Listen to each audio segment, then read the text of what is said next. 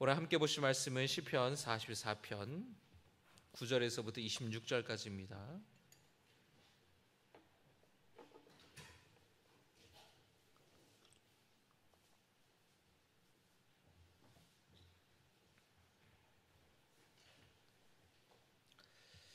시편 44편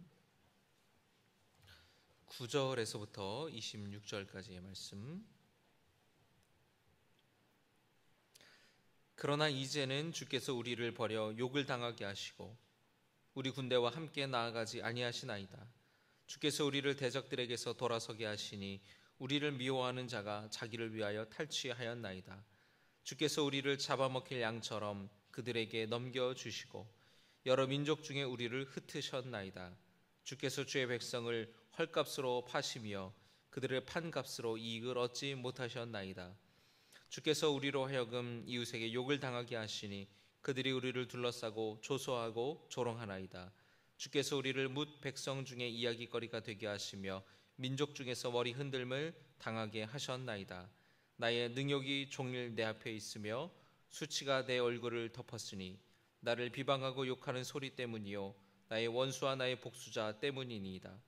이 모든 일이 우리에게 임하였으나 우리가 주를 잊지 아니하며 주의 언약을 어기지 아니하였나이다. 우리의 마음은 위축되지 아니하고 우리의 걸음도 주의 길을 떠나지 아니하였으나 주께서 우리를 승냥이의 처소에 밀어넣으시고 우리를 사망의 그늘로 덮으셨나이다. 우리가 우리 하나님의 이름을 잊어버렸거나 우리 손을 이방신에게 향하여 폈더면 하나님이 이를 알아내지 아니하셨으리까. 무릇 주는 마음의 비밀을 아시나이다. 우리가 종일 주를 위하여 죽임을 당하게 되며 도살할 양같이 여김을 받았나이다. 주여 깨소서. 어찌하여 주무시나이까. 일어나시고 우리를 영원히 버리지 마소서. 어찌하여 주의 얼굴을 가리시고 주의 고난과 압제를 잊으시나이까.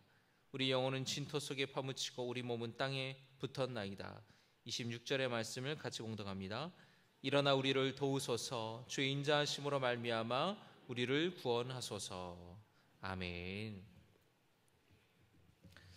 오늘 시편 44편의 말씀은 이방 나라 군대에 의해서 처절한 패배를 당한 후에 하나님께 드렸던 탄식의 시입니다.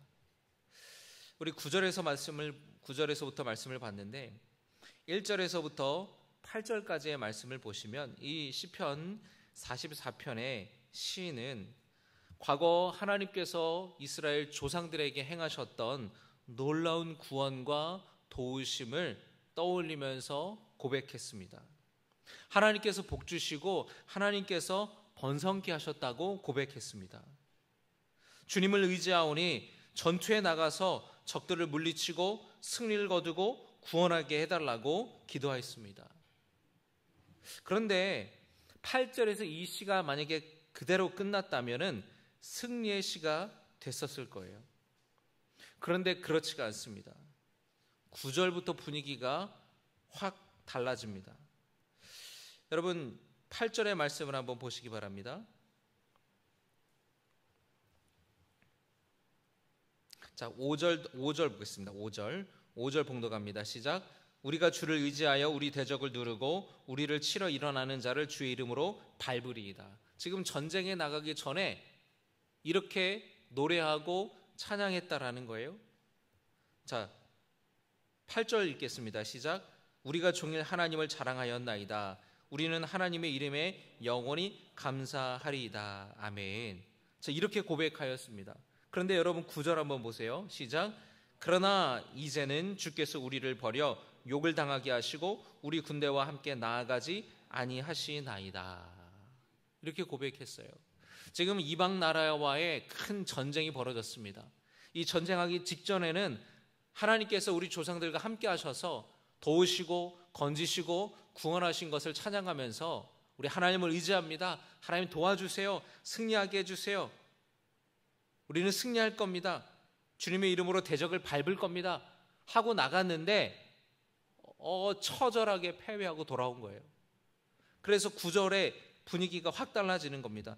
그러나 이제는 주께서 우리를 버려 욕을 당하게 하시고 우리 군대와 함께 나아가지 아니하시나이다. 하나님이 도우셔서 승리하게 될 것이라고 믿고 싸움에 나아갔는데 패배하게 됐다라는 거예요. 그래서 하나님이 우리를 버리셨다고, 우리 군대와 함께 나아가지 않으셨다라고 이야기하는 겁니다. 전쟁에서 패배해서 많은 것을 뺏겼습니다. 그리고 포로로 많은 군인들이 끌려갔어요. 12절의 말씀 봅니다. 주께서 주의 백성을 헐값으로 파시며 그들을 판값으로 이익을 얻지 못하셨나이다. 주님의 백성을 헐값으로 파셨다라고 이야기를 하는 겁니다. 이스라엘은 이 패배로 말미암아 수치를 당하게 되었어요. 그리고 비난을 당하고 조롱거리가 되었습니다. 13절의 말씀을 한번 보겠습니다. 13절입니다. 시작.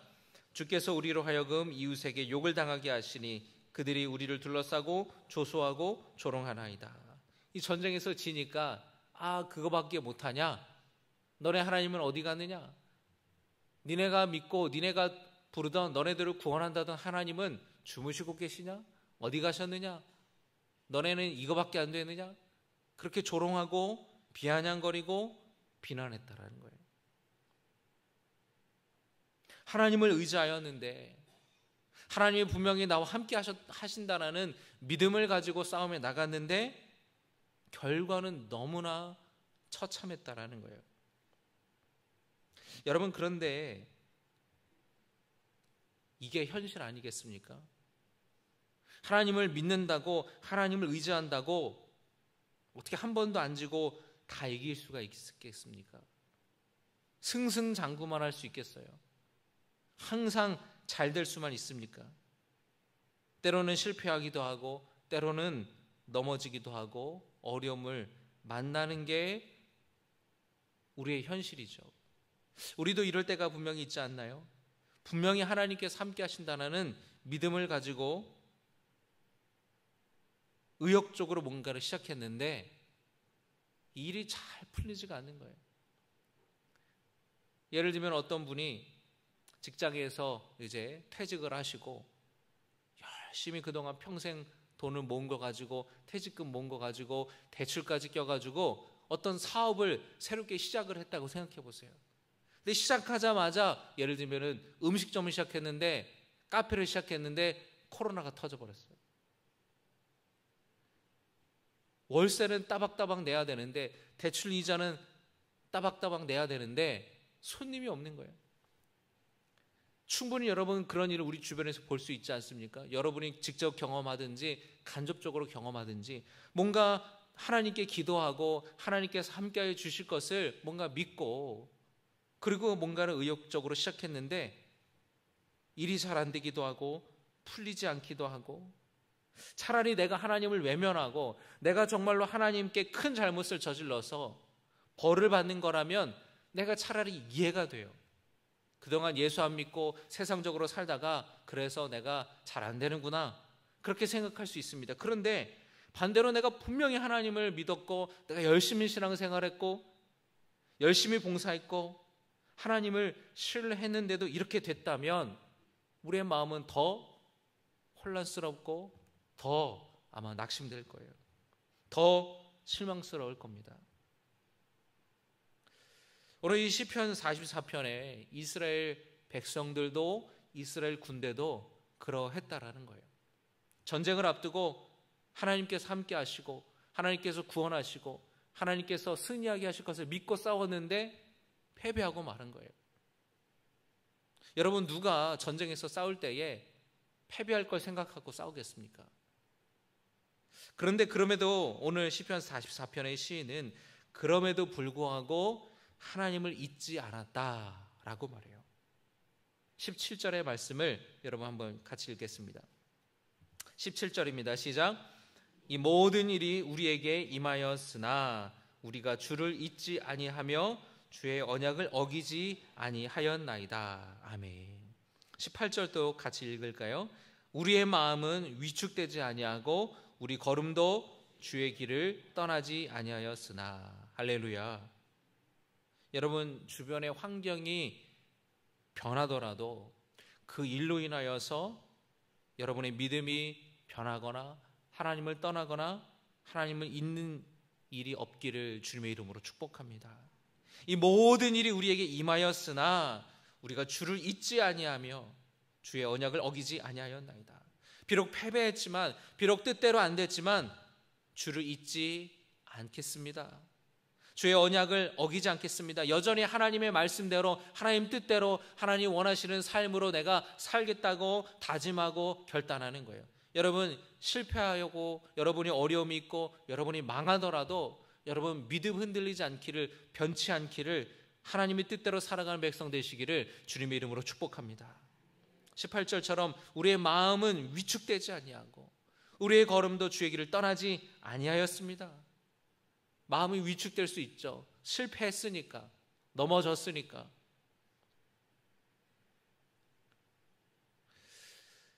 여러분, 예를 들면은 요즘에 어떤 공무원 시험을 준비하든지 아니면 취업을 준비하는 어떤 젊은이가 있다고 생각해 보세요. 근데 또는 수능을 준비하는 학생이 있다고 생각해 보세요. 근데 잘 안 되는 거예요. 수능에 떨어져서 재수하고 삼수하고 취업하려고 하는데 계속 안 되는 거예요. 근데 1차까지 됐어요. 2차에서 안 되고 2차까지 됐어요. 근데 최종에서 안 되고 얼마나 마음이 힘들겠습니까? 그런데 주변에 다른 내 친구들은, 내 동기들은, 내 후배들은 잘만 이렇게 취업하고 잘 붙고 그런다고 한다면 그 마음이 얼마나 괴롭고 심란하겠습니까? 위축되죠. 자신감이 없어지죠. 한번 넘어지고 한번 쓰러지면 자신감이 없죠. 여러분이 전쟁에서 자신감을 갖고 와 하고 싸우는데 패배했어요. 그럼 그 다음에도 똑같이 자신감을 갖고 싸우는 게 쉬울까요? 어려울까요? 어렵죠. 또 패배할 것 같은 두려움. 지난번 싸움에서 패배하면서 내 동료가 포로로 끌려갔어요. 지난번에 싸우면서 패배하면서 내 동료가 죽는 걸 봤습니다. 그런데 어떻게 똑같이 자신감을 가지고 전쟁에 임할 수 있겠습니까? 어려운 일이에요. 그러나 오늘 이 시편의 말씀에서 우리는 우리의 마음은 위축되지 아니하였다. 그렇게 고백합니다. 우리의 걸음도 주의 길을 떠나지 아니하였습니다. 그렇게 고백해요. 여러분, 이 고백이 우리의 고백이 되고 또 여러분의 고백이, 우리 모두의 고백이 되기를 주님의 이름으로 축복합니다. 여러분의 인생의 실패를 경험하고 쓰디쓴 실패와 어려움을 겪을지라도 여러분 넘어지지 마시고, 여러분 위축되지 마시고 그 걸음 주님의 길에서 떠나지 않는 성도 되시기를 주님의 이름으로 부탁을 드립니다. 요즘에 여러분 옛날에는 이렇게 어느 건물이나 또는 이렇게 시설 같은 데를 가면은 이 온도계가 이렇게 붙여 있었어요. 그 빨간색 그 수은 온도계. 그러면서 보면은 온도계로 이렇게 우리가 알 수 있는데 요즘에는 별로 안 붙어 있습니다. 요즘에 사람들이 다 뭘로 봐요? 스마트폰으로, 핸드폰을 보면은 온도도 나오고 바람이 몇 미터로 부는지도 다 나와요. 실시간으로 장소에 뭐 비가 오니 안 오니 다 알 수 있죠. 그런데 제가 언젠가 이렇게 보면서 그 온도계를 보면서 우리 신앙생활이 온도계 같은 신앙생활이 되면 안 되겠다라는 생각을 했던 적이 있습니다. 온도계는 외부 주변에 영향을 받죠. 더우면 온도가 눈금이 올라가요. 추우면 눈금이 내려가요. 항상 외부의 환경에, 외부의 그 온도에 영향을 받아서 움직입니다. 우리 신앙은 그러지 말아야겠다라는 거예요. 주변의 환경이 바뀌면 금방 뜨거워졌다가 금방 식었다가 그런 신앙생활을 우리가 하면 안 되겠다. 외부의 환경이 어떻든지 변함없이 우리의 믿음을 지키며 살아가야 되는 성도 되시기를 주님의 이름으로 축복합니다. 온도계 같은 신앙생활 하지 마시기를 바랍니다. 그러면 우리는 어떤 신앙생활을 해야 되느냐? 나침판과 같은 신앙생활을 해요. 요즘에 또 나침판도 없어요. 다 핸드폰에도 나침판이 있으니까. 나침판은 여러분 어떻습니까? 나침판을 아무리 옆으로 돌려도, 아무리 위아래로 움직이고 해도 항상 어디를 바라봐요? 항상 그 방향을 바라봐요. 그 빨간 눈금이 북쪽을 바라봐요. 그 방향은 변함이 없습니다. 외부의 세계에 영향을 주지 않는다라는 거예요. 여러분, 우리가 온도계 같은 사람이 아니라 나침판과 같은 사람 되시기를 주님의 이름으로 축복합니다. 우리의 삶의 방향이 항상 어디를 향해 있어야 돼요? 하나님께로 향해 있어야 되는 거예요. 하나님의 얼굴을 바라보며 하나님을 바라보며 하나님의 말씀을 바라보며 살아가는 인생 되시기를 주님의 이름으로 축복합니다. 그런데 나침판을 보면은 이렇게 나침판이 고정되어 있지 않아요.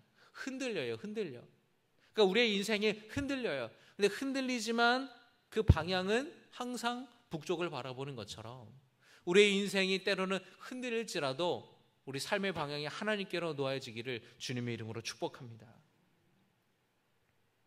오늘 44편의 시인은 어려움이 찾아오지만 포기하지 않고 하나님의 길을 걸어가요. 여러분, 방금 전에 18절에 우리의 마음은 위축되지 않고 우리의 걸음도 주의 길을 떠나지 아니하였으나 라고 고백했죠. 그런데 19절에 보니까 하나님이 우리를 승량의 처소로 밀어넣고 사망의 그들로 덮으셨다라는 겁니다. 그럼에도 불구하고 이 시인은 하나님을 찾습니다. 23절의 말씀을 우리 같이 읽겠습니다. 시작.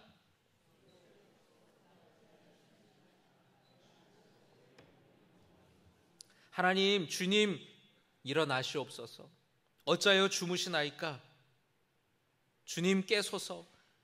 우리를 영원히 버리지 마소서. 일어나시옵소서. 여러분, 하나님을 깨우는 성도 되시기를 주님의 이름으로 축복합니다.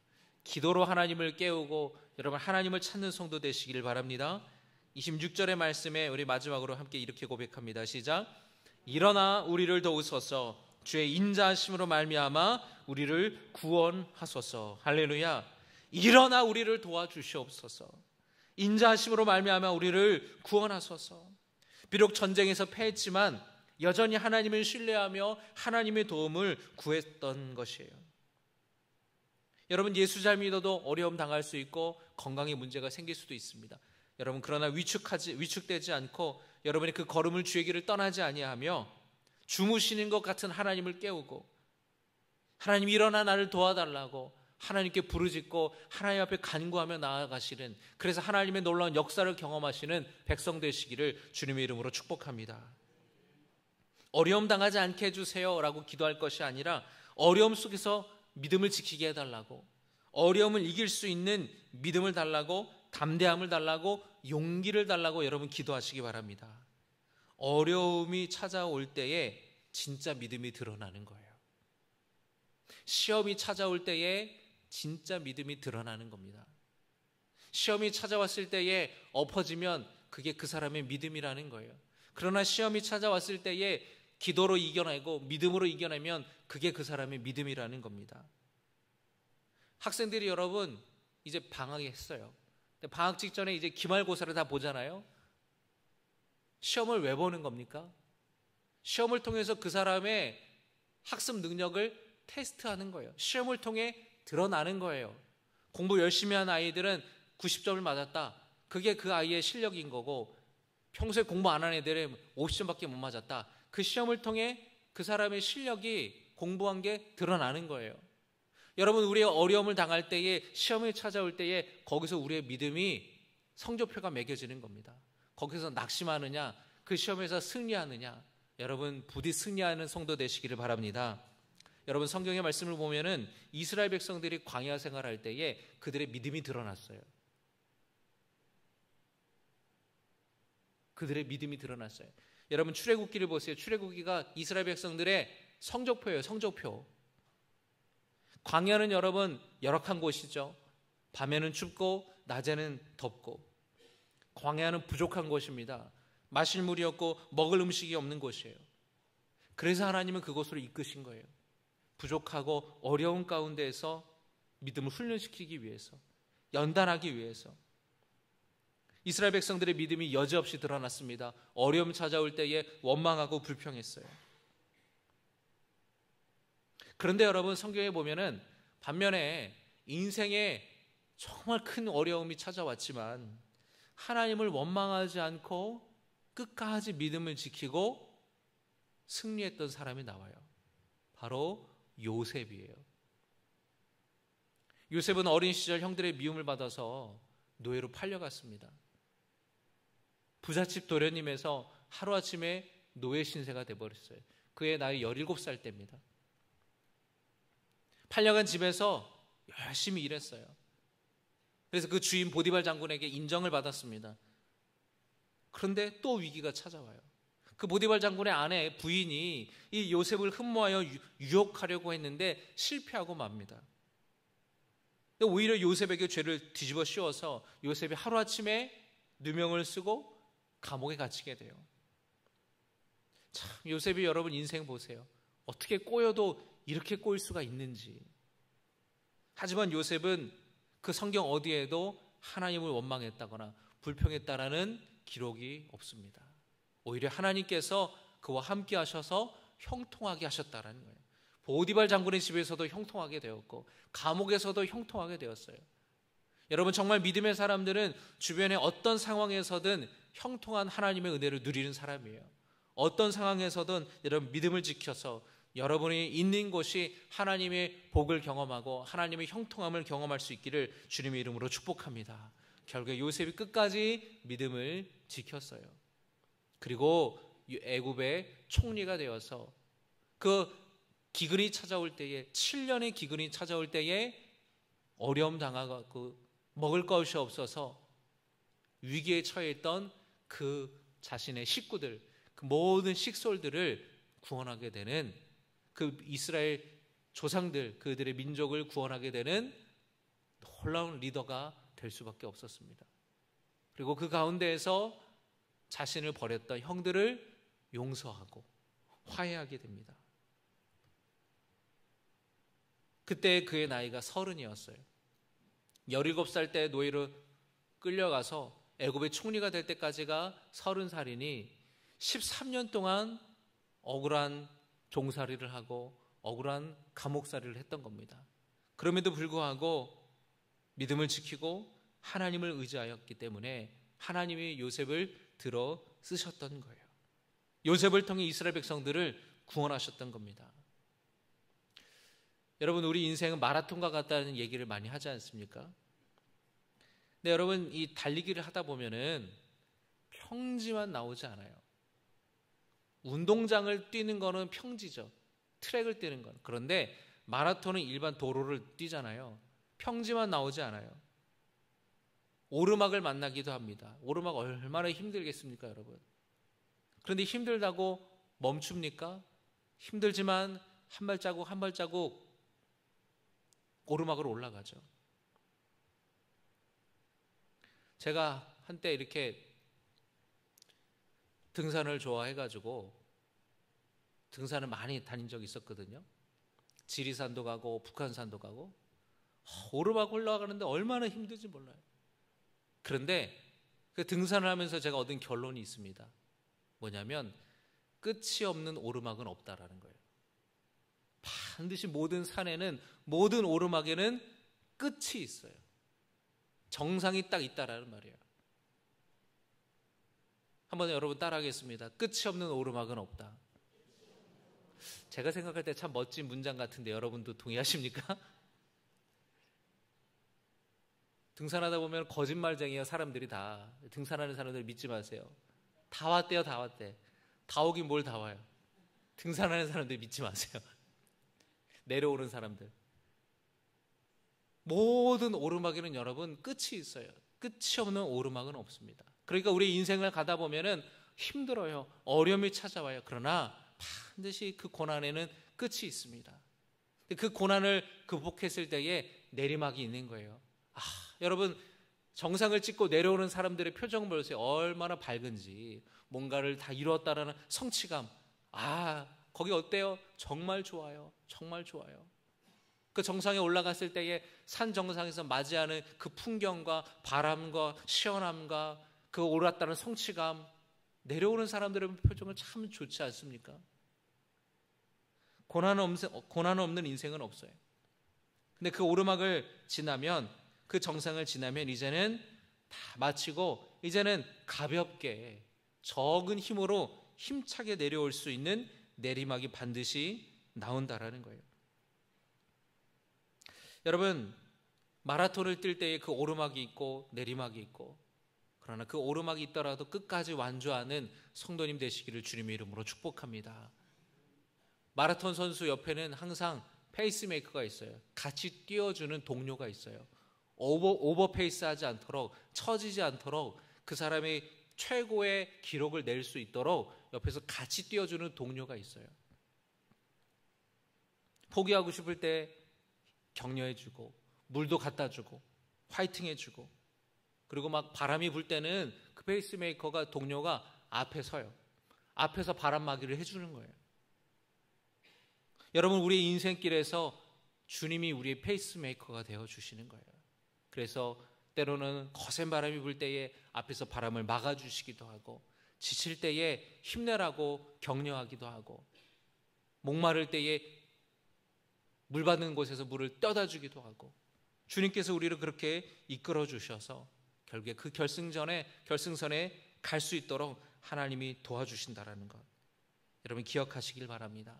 여러분의 인생길에 지금 힘든 오르막길을 오르고 있다면 반드시 끝이 있고, 그 끝에는 가볍게 뛰어내려갈 수 있는 내리막 또한 있다라는 것을 기억하며, 오늘 시편의 이 말씀처럼 위축되지 아니하고 주님의 길을 떠나지 않겠다고, 주님 주무시지 마시고 일어나 달라고, 나를 도와달라고 하나님을 찾고 하나님께 부르짖는 성도 되시기를 주님의 이름으로 축복합니다. 기도하겠습니다.